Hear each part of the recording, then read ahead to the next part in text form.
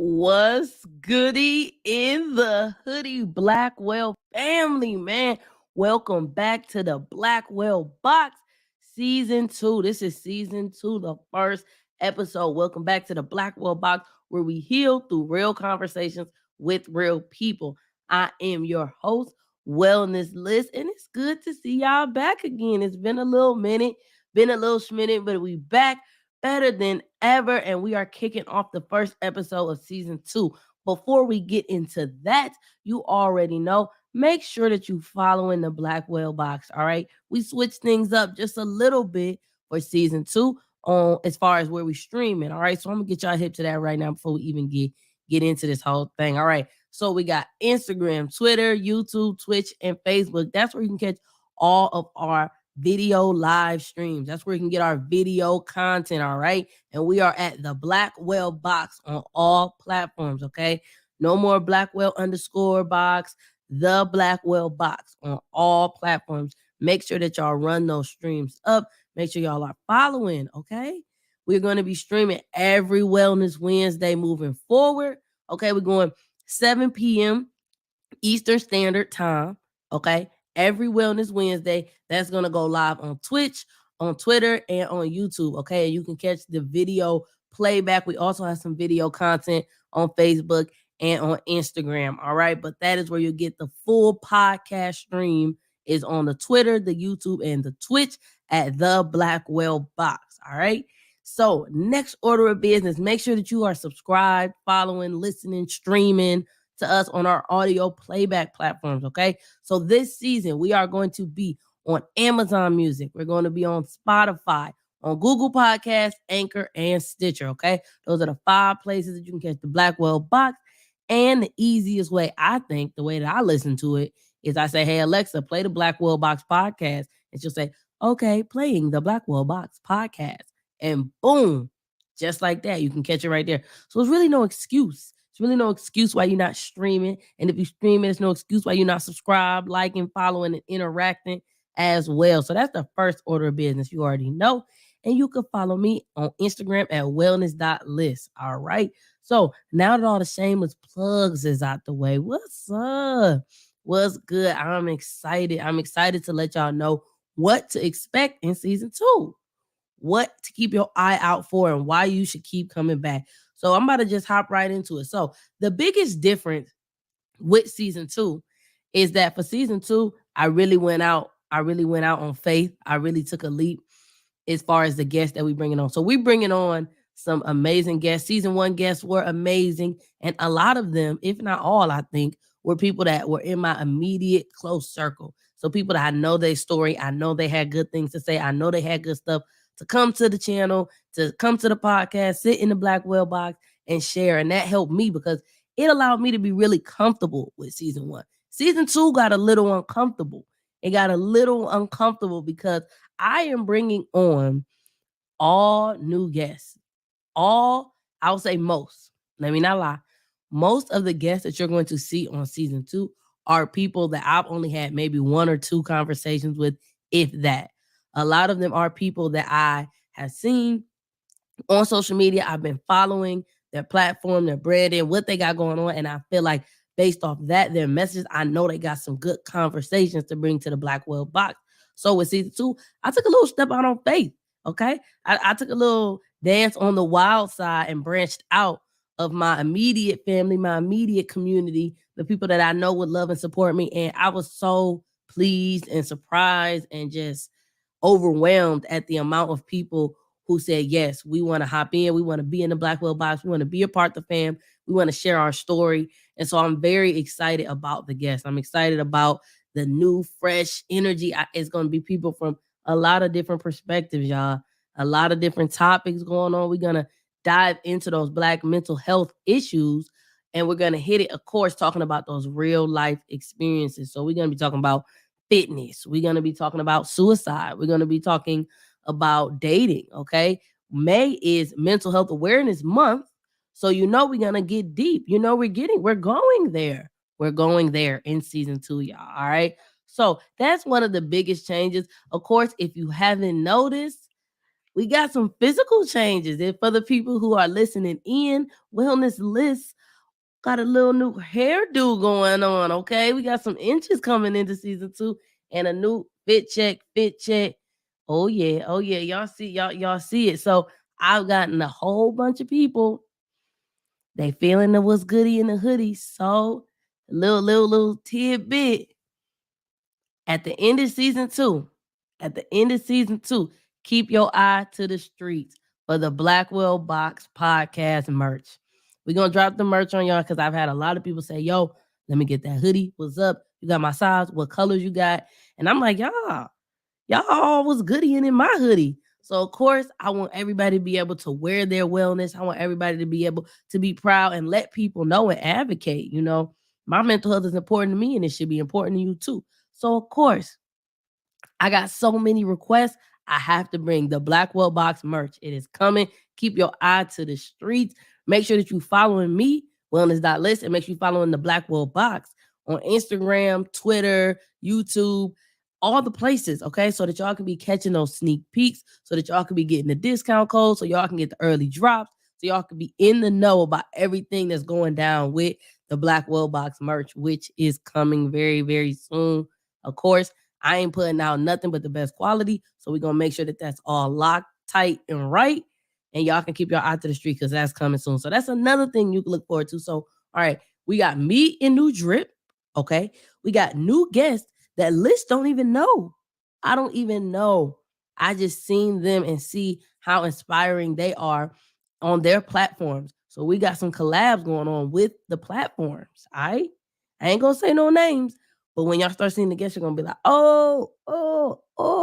And all the people, the conversations, man, y'all gotta stay tuned. Y'all gotta see because this roster is star-studded, okay? Real people who come on and talk about real things in a real way. All right, y'all. So we got some fire guests coming up. We have more guests than we had in season 1, more episodes than we had in season 1. I got the new drip going on. We dropping the Blackwell Box podcast merch at the end of the season. We on a couple new different platforms, streaming platforms, but most importantly, we got the continuity of the Blackwell Box.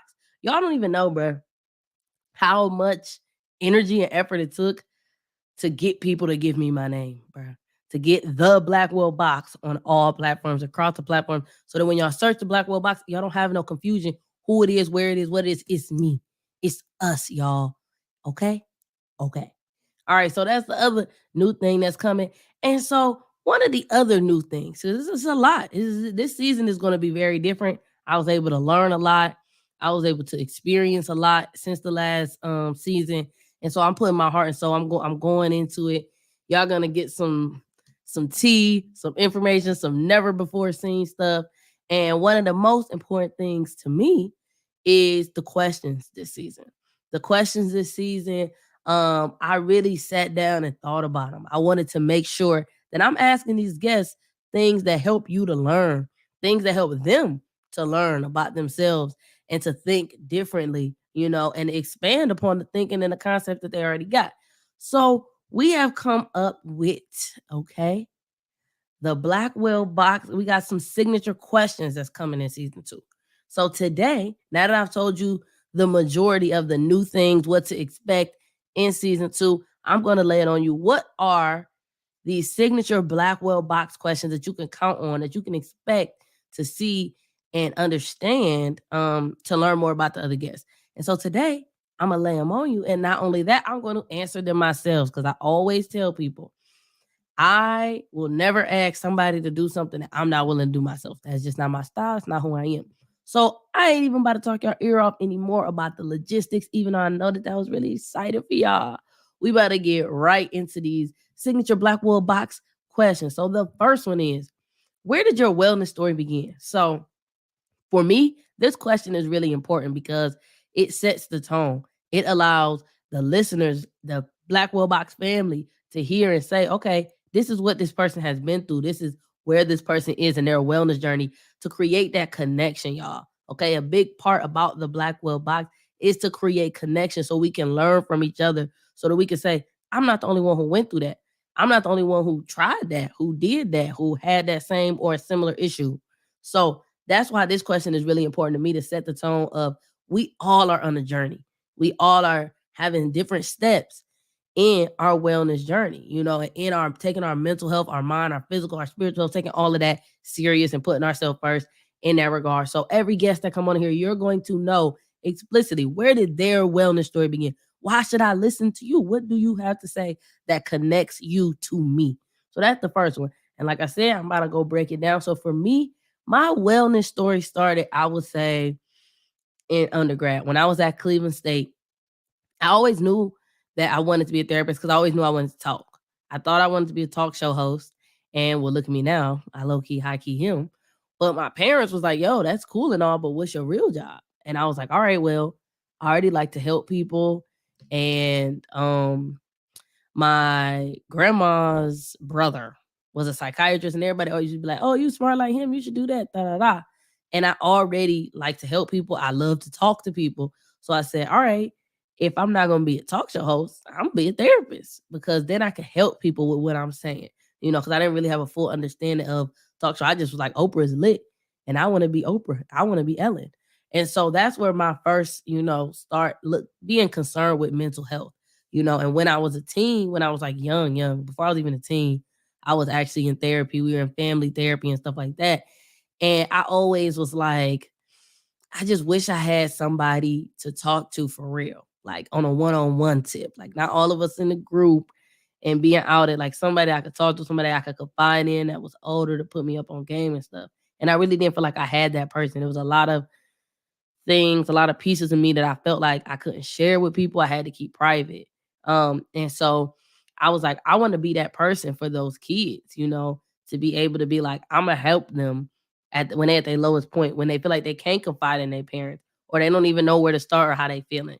So that was when I first started, mentally having my wellness story. I was like, okay, I'm gonna help people be well. But at that point, I hadn't done the work myself. I really hadn't got as well as I should be my own self. But I was like, yo, I want to help people to be able to pull themselves out of their dark places and always have somebody that looks like them, that sounds like them, that's speaking in their language. That's like, yo, what's up? What's tea? What's going on? To be able to be there for them. So fast forward, now I'm in college studying criminology, sociology, and psychology. And my mental health is in the trash. My confidence was really, really low. I was in a really toxic relationship. I grew up in the church. I was a pastor's kid. But I had a real toxic relationship with religion because I was gay and I was like, I'm going to hell. Jesus don't love me. I don't know what to do. And I was even to the point of having a lot of suicidal thoughts. I was having some suicidal thoughts and I just hit like my rock bottom. I hit my rock bottom and I was just crying and just I didn't know what to do, who to call, where to go. And I called my grandma and she was like, "You need to pray." And I was like, "Okay, let's give it a whirl." And I prayed and I started to get a better spiritual relationship in that way with God. And so in that, I really appreciated how uplifting I felt like the Bible was. I always um looked at the Bible as, not always, but somebody put me on to the concept of looking at the Bible as a storybook, not a rule book. And when I did that, it really unlocked a big piece of me being able to tap into that. And I was like, this is really affirming. So then I got into affirmations. I started to journal. I started to meditate. And these are things that I would do every morning. I got myself a solid morning routine. And throughout college, of course, there was a lot of bumps. I lost my grandma. I pledged. I didn't have no money. Like my car broke down. Of course, college woes. But I really appreciated in that, I think it was my first or second year of college, being able to start that wellness journey because I was on a bad mentally, I was really in a bad place. I didn't like myself. I didn't feel like I was good enough. I didn't understand what I was on earth for. I didn't know if I was allowed to be gay. I was just very conflicted. And the relationships that I had were not feeding me at all. They weren't feeding me in a productive way. I had people around me who was like, yeah, girl, everything you do is great. You perfect. And I had people around me who was like, you is not nothing. You suck. Do better. So I was somewhere in the middle, like, what? So I purged myself from everybody. I took some space to myself and really found the things that I like. Like I said, I journal, I meditated. That's when I started meditating in the shower. Um, I started going taking myself out on dates, getting dressed up and looking in the mirror at myself, not taking a picture, not even going outside, just getting dressed up to look at myself. And that taught me to start loving myself more. And that was where my wellness story really began, where it really started, the meat and potatoes of it. And then I would say when I moved to DC, it was so refreshing because I had loosed myself of friends and relationships and ideas that was holding me back. I was single in DC. I was into myself. I had really, really dug my nails into loving myself and who I was and being authentically unapologetic in that, because for years I was always came off as really confident. But of course, in hindsight, I could say I was really just overcompensating. I was like, I'm gonna just say with my chest, even if I don't believe it, fake it until it becomes true. And so I was finally walking in this life, and it was true. It was true. I wasn't faking it. I wasn't overcompensating. I wasn't attention seeking. I learned a lot about myself. And when I first got to DC, I'm in a master's program now, and they said before you do the work, you got to do the work. So I'm thinking like, yo, I'm woke, I'm well, I done all this stuff for undergrad, I'm ready, I'm outside. And my master's program as a forensic psychology master's program, a lot of it was very synonymous to therapy. A lot of it because they helped us to work through all of the crap, all of the crap. And I mean, like family stuff, toxic relationship stuff, they just really dug into it accidentally on purpose. I'm not really sure, but it ended up coming out. A lot of our classes felt like group therapy sessions. And so that was really cathartic for me. That allowed me to like get my feelings out and kind of process through some more stuff. And I took a strength finders test. And I suggest everybody to go look it up and do it. And it changed my life because the last couple insecurities I had, they disappeared with that. Because what it did was it pointed out, take tests, kind of like a personality test, and it tells you your strengths. And what I liked is it, for the first time, worded the things that I kind of knew about myself in a positive light. And it provided ways of like, oh, if you're this type of person or you have this type of energy or this type of personality, here are some things to look out for. Here are some things to help. And so one of them, for example, was woo. And woo is where you are really not necessarily extroverted, but you enjoy making connections with people. Even if it's for just a second, for a moment, you enjoy making connections. You enjoy having those meaningful conversations with people.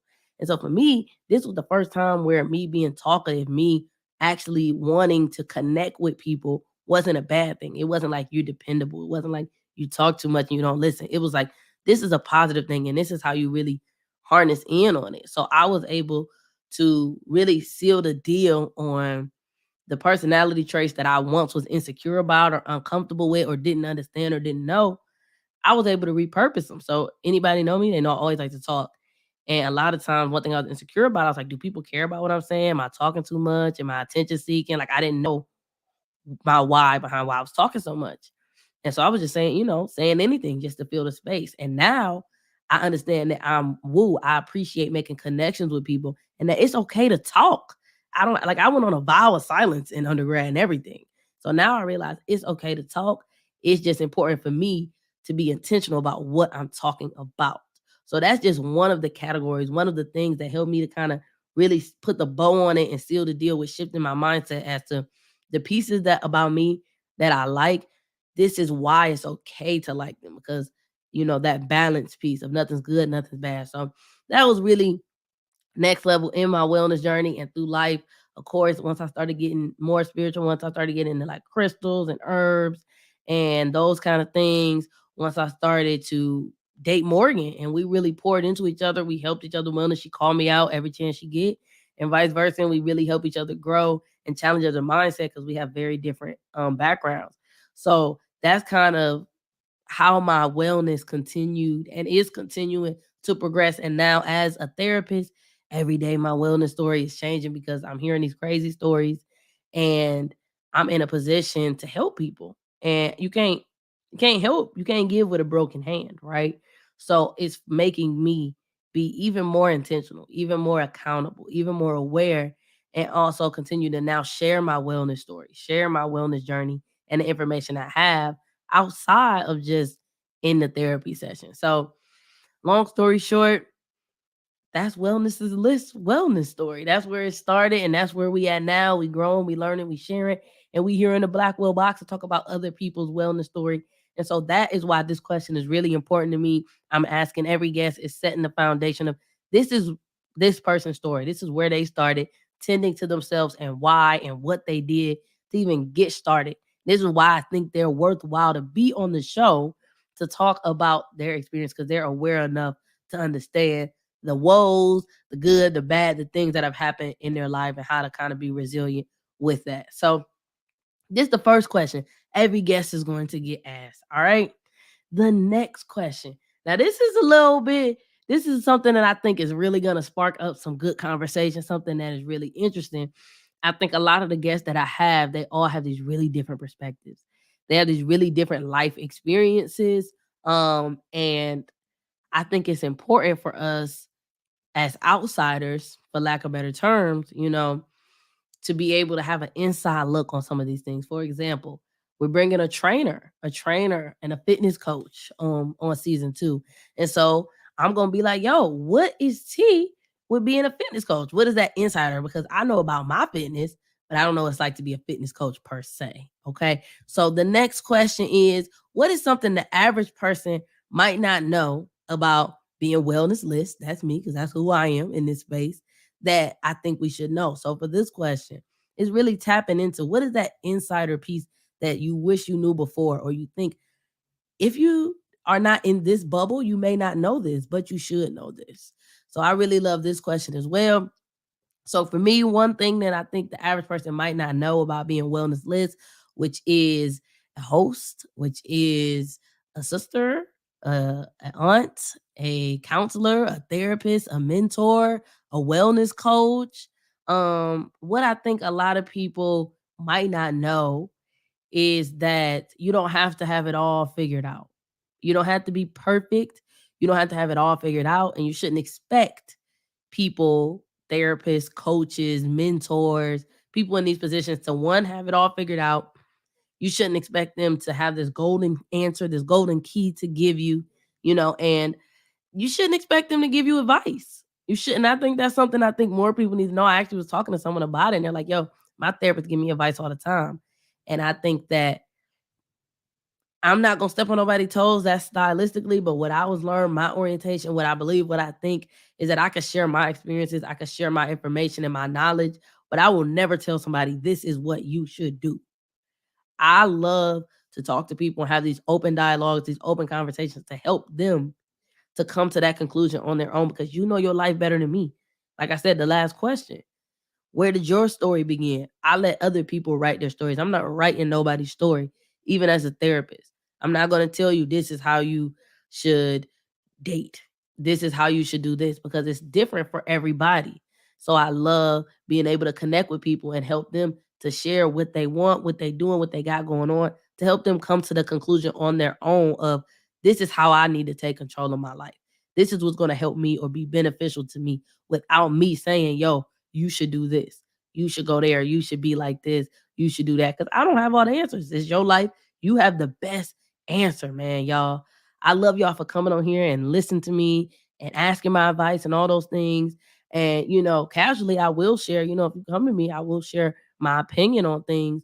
But as far as giving concrete advice of this is what you need to do for your life, that's something, that depending on the situation, I'm not going to explicitly give to people. It depends on their situation. So like I said, I'm an open book. I'm always going to share what I've been through and what I think has worked for me and those things.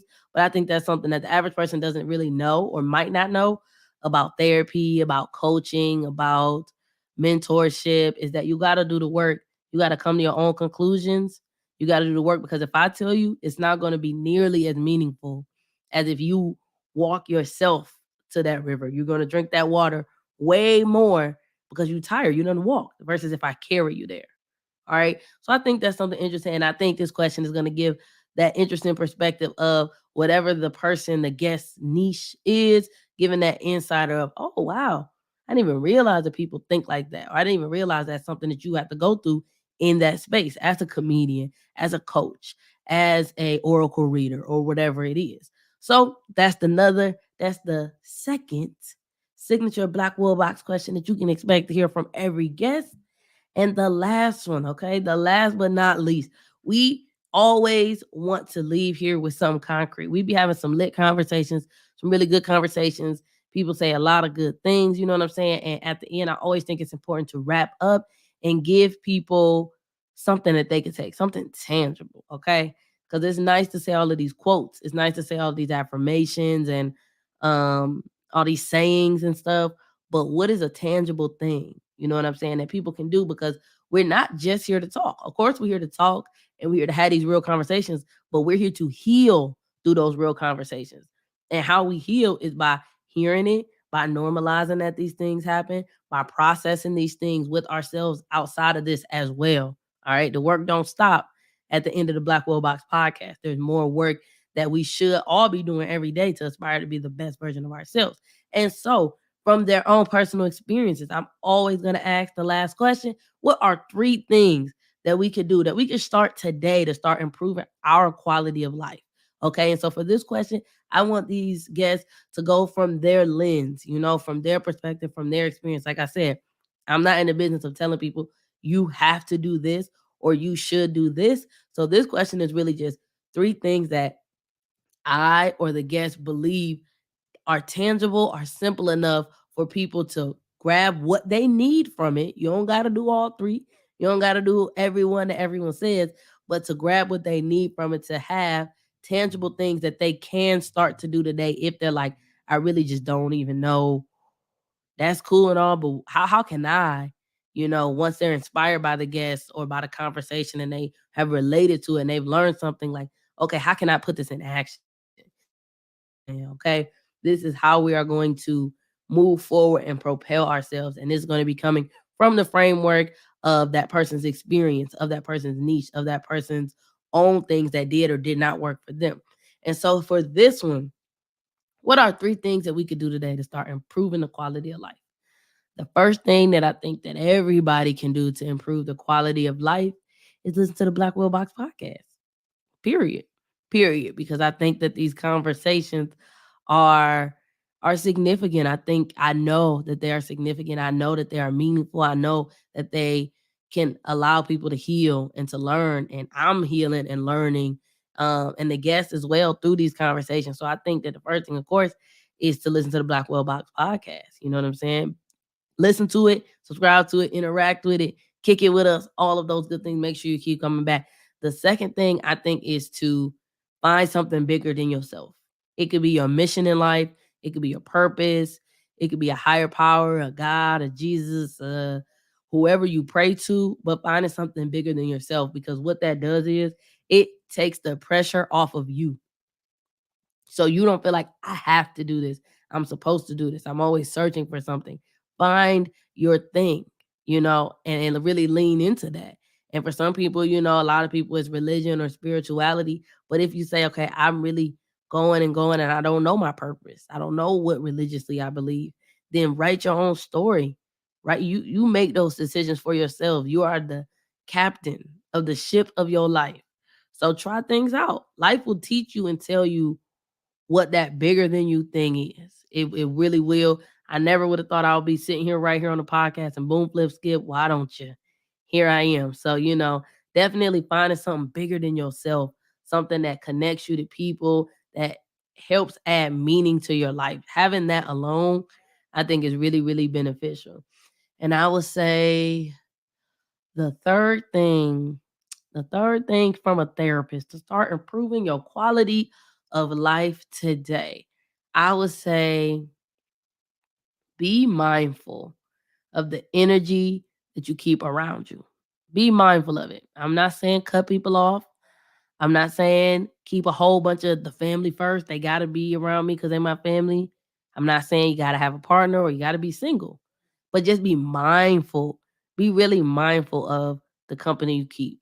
In my experience, That was one of the best things that I did for my mental health, for my wellness, was to be intentional about the energy I keep around me, and not just the people around me, but the spirits that they carry, the energy, their intentions, their goals and ambitions. Are they aligned? Because you don't necessarily need to be around people who are exactly like you, because we grow from being around and experiencing and talking to people that are different, but just being very intentional about what kind of energy do I let around me. And that includes your own aura, your own energy. What kind of energy do I let around me? Am I holding? Am I carrying? Am I walking around with, exuding on the world around me? Because the energy, your energy will precede you. Your energy will come into a room before you open your mouth. And vice versa. That goes for other people as well. So once we are intentional and open our eyes and our minds and our heart to see the energy that we're keeping around ourselves and in the people that we're around, the situations that we put ourselves in, um, I think that that really makes a really big difference, because it's not to say that you are gonna cut people off or not be around them because your energies are whatever, whatever, but just to be intentional and know and aware. You know what I'm saying? Because once you know, like, okay, this is a nasty person, but I love them, and for whatever reason, I'm keeping them around. When they be nasty, you're not going to be surprised and angry and upset, because you have been intentional about accepting that nasty behavior. You have been intentional. You're not accidentally just meandering through life like doo doo doo, letting people's energy rub off on you and rubbing your energy off on other people. That's very irresponsible, y'all.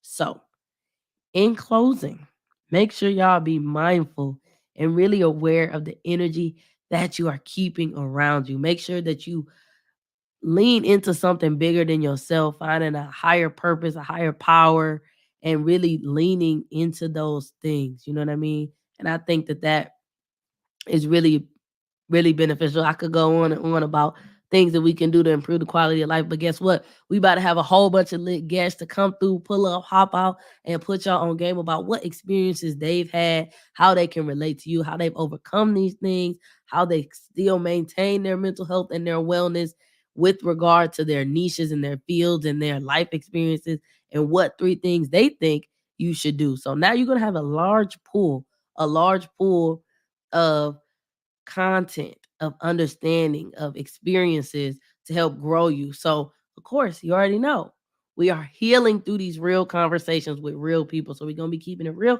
And another thing that I did not mention, in season 2, I got some feedback from my grandma. We're not cussing. Fingers crossed. We still going to say nigga, but we are not cussing. So this is going to be a family friendly season. So bring your kids, bring your aunties, uncles, nieces, nephews, gather around a computer, grab around the phone, grab around the speaker, and go ahead and stream the Blackwell Box podcast season 2. I'm so excited. I am so excited. This is just really a blessing. I appreciate everybody who has supported me, who has poured into my dreams, my passion, and really trusted me with this information, trusted me to come on as a guest, trusted me to listen and share the information that I'm sharing, and the reels and the content and all of that. So I appreciate y'all. I love y'all. Keep your eyes to the street, man. I'm telling y'all, we got some Blackwell stuff coming up. All right. We got the merch coming up. And I actually am still, like I told y'all, I'm still in the works. I need it to be perfect for y'all because I'm not putting out no crap, but I'm still in the works of putting out some self-help products so that you guys will be able to work on your wellness at home, even without Liss, in the meantime, in between time of the Blackwell Box shows. So that is what you can look forward to in season 2. I appreciate y'all for listening this much. I can't wait. I'm so excited. I'm so lit. And we about to get into it. So before we get out here, you already know how we do. Got to throw in that shameless plug again. Make sure you're following, okay? Instagram, Twitter, YouTube, Twitch, Facebook, okay? Amazon Music, Spotify, Google Podcasts, Anchor, and Stitcher. The Blackwell Box on all platforms. And I'm wellness.list on Instagram. Man, make sure y'all stay black, stay blessed, stay beautiful, and most importantly, y'all, make sure y'all stay well. Hope y'all come back next Wellness Wednesday. Peace out.